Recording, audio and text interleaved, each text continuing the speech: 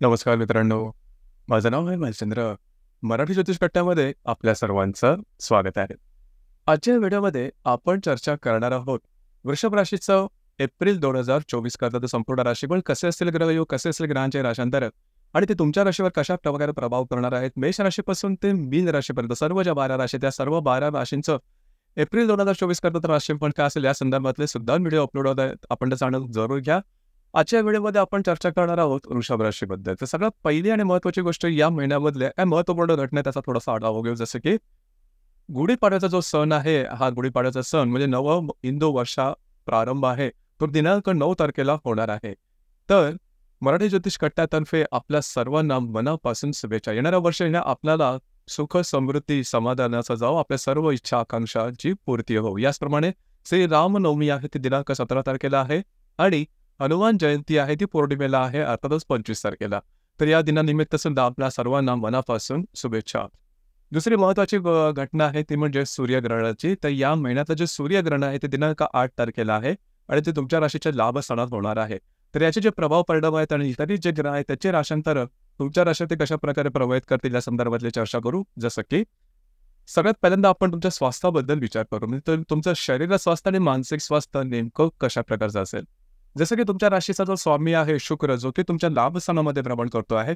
दिनांक 25 तारखेला तो तुमच्या व्ययात भ्रमण करेल आणि तुमच्या राशीचा अष्टमेश आहे गुरु, जो की तुमच्या व्ययस्थानामध्ये भ्रमण करणार आहे. तर अर्थातच या महिन्यामध्ये आरोग्याच्या संदर्भामध्ये काही विशेष असे त्रास तुम्हाला होणार नाही. त्याच्यामुळे तशी काय काळजी करू नका. तुमचं मानसिक आणि शारीरिक स्वास्थ्य अगदी स्थिर राहील, जी की खूप चांगली गोष्ट आहे. त्याच्यामुळे तशी काय काळजी करण्यासारखी आवश्यक आहे. तुम्ही अगदी फिट राहाल आणि तुमचं जे संपूर्ण महिन्यामध्ये तसा काही मोठे प्रॉब्लेम येणार नाही. अर्थात या महिन्याच्या शेवटच्या आठवड्यामध्ये म्हणजे 25-26 तारखेनंतरच्या कालावधीमध्ये शुक्र जो आहे तुमच्या व्ययस्थानामध्ये जाणार आहे आणि तिथेच गुरु सुद्धा आहे. व्ययस्थान तसं म्हटलं तर अशुभ फलदायी मानलं जातं. तर साधारण शेवटच्या आठवड्यामध्ये थोडेफार स्ट्रेस टेन्शन तुम्हाला जाणवते. परंतु या संदर्भात सुद्धा काळजी करण्याची आवश्यकता नाही, कारण गेल्या साधारण 1 वर्षापासून गुरु जो की तुमच्या व्ययस्थानामध्ये भ्रमण करतो आहे, जो तुमच्याच राशीमध्ये येणार आहे 2 मे नंतर. त्याच्यामुळे फारशी काय तशी काय काळजी करू नका. तुमचं शरीर स्वास्थ्य आणि मानसिक आणि शारीरिक दोन्ही चांगलं राहील. यानंतर आपण चर्चा करणार आहोत जे फायनान्शियल तुमचं स्टेटस आहे कशा प्रकारचं, म्हणजे आर्थिक स्तर नेमका कशा प्रकारचा असेल. जसं की तुमच्या राशीकरता 2 जे ग्रह आहेत त्यांची प्लेसमेंट खूप महत्त्वाची ठरते. जसं की बुध आणि गुरु. बुध जो ग्रह आहे, हा बुध ग्रह तुमचा धनेश आहे, पंचमेश आहे आणि जो गुरु आहे हा तुमचा अष्टमेश आहे आणि लाभेश आहे. बुध ग्रहाबद्दल सांगायचं झालं तर हा जो बुध ग्रह आहे तो वक्री होणार आहे. तुमच्या व्ययस्थानात असणारा बुध ग्रह 2 तारखेला वक्री होऊन तुमच्या लाभ स्थानामध्ये येणार आहे आणि तिथेच तो 25 तारखेपर्यंत असणार आहे. बुध ग्रह आता सांगितल्याप्रमाणे 2 महत्त्वपूर्ण जे तुमची स्थानं आहेत आर्थिक संदर्भात त्याच्याशी महत्त्व त्याचा आहे, त्याचा तो स्वामी आहे.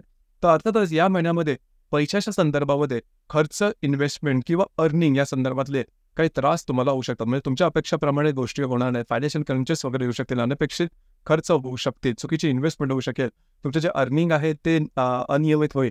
तर या सगळ्याचा प्रभाव हा तुमच्या आर्थिक स्तरावरती निश्चित होईल. तर या संदर्भात काळजी घ्या.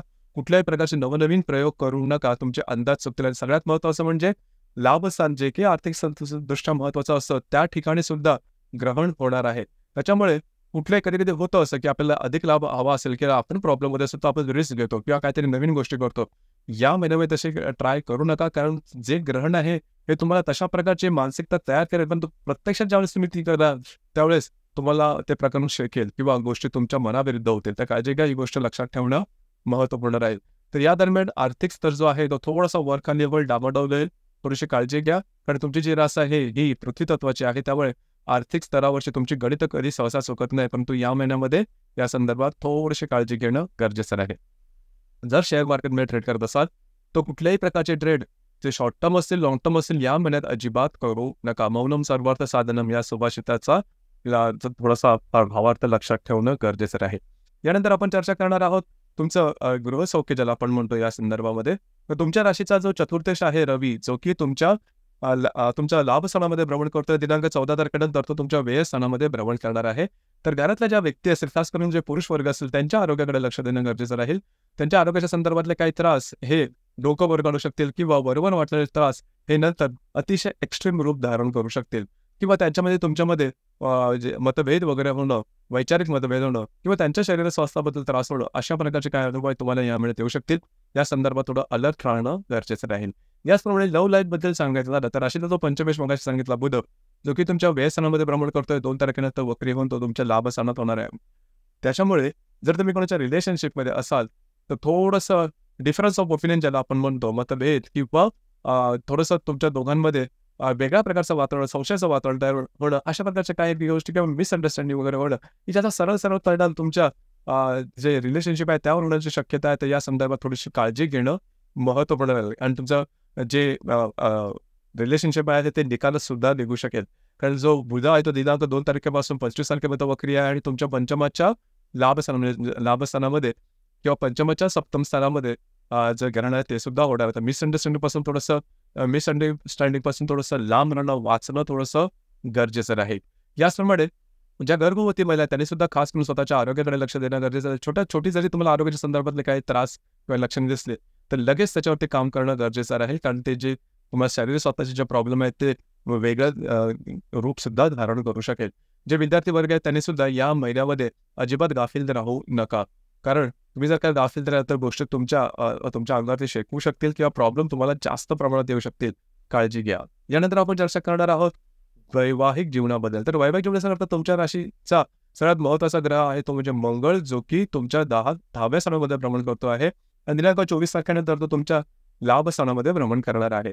तर जर तुम्ही विवाहित असाल तर वैवाहिक जीवनाचे नातेसंबंध अतिशय सुमधुर अशा प्रकारे दिसून येते. त्यामध्ये कुठल्याही प्रकारचे स्ट्रेस, टेन्शन, प्रॉब्लेम, कॉम्प्लिकेशन दिसून येणार नाही, जी की खूप चांगली गोष्ट आहे. तर एकंदरीत वैवाहिक जीवन तुमचं अतिशय स्मूथ चालेल. यानंतर आपण चर्चा करणार आहोत तुमचं जे करिअर आहे त्या संदर्भामध्ये. तर तुमच्या राशीचा जो कर्मेश आहे शनी, जो की तुमच्या कर्मस्थानामध्येच भ्रमण म्हणजे स्वतःच्याच राशीमध्ये भ्रमण करतो आहे. त्याच्यामुळे तशी काय काळजी करू नका. तुमचं जे काही कार्यक्षेत्र असेल ते अतिशय स्मूथ चालेल, तुमच्या अपेक्षेप्रमाणे चालेल. अर्थात मंगळ हा तिथे आल्यापासून आणि गेल्या जवळ 15-20 दिवसापासून थोडंसं तुम्हाला जाणवलं असेल की आपण आणखीन थोडंसं काम करू, आणखीन थोडंसं म्हणजे इन्कम वाढण्याच्या दृष्टीने. तर ते तुम्ही काम करू शकता किंवा मल्टिपल सोर्सेस ऑफ इन्कमच्या संदर्भात ट्राय आउट करू शकता. मात्र तुमचा जो मुख्य मूळ स्रोत असेल आर्थिक संदर्भात त्याला धक्का लागणार नाही याकडे थोडीशी काळजी घेणं गरजेचं राहील. तुमचे जे वरिष्ठ असतील किंवा सहकर्मी असतील त्यांच्यावर छोट्या मोठ्या गोष्टींनी वादविवादाचे प्रसंग निर्माण होतील, याकडे थोडंसं लक्ष देणं गरजेचं राहील. अर्थात तुमची जी रास आहे ही डिप्लोमसीमध्ये नंबर 1 ची मानली जाते. त्यामुळे त्याच्यामध्ये त्या गोष्टीमुळे काय फारसे त्रास होतील अशी काही काळजी करू असं काय होणार नाही. पण तुम्ही स्वतःहून काही गोष्टी चुकीच्या करू नका.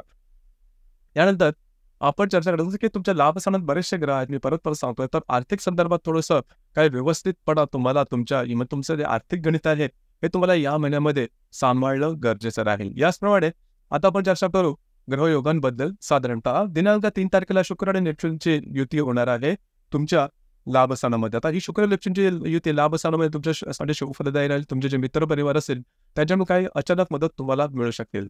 या संदर्भात तशी काय काळजी करू नका. फक्त तुमचे जे भावंड असेल त्यांच्यामध्ये आणि तुमच्यामध्ये थोडंसं संशयाचं वातावरण निर्माण होईल. तिथे मात्र थोडंसं लक्ष देणं गरजेचं राहील. दिनांक 10 तारखेला मंगळ आणि शनीची युती होणाऱ्या दशमामध्ये ही युती अतिशय महत्त्वाची राहील. जे तुमचं कार्यक्षेत्र असेल त्या ठिकाणचे जे सहकर्मी असतील किंवा वरिष्ठ असेल त्यांच्यावर वादविवादाचे प्रसंग निर्माण होतील.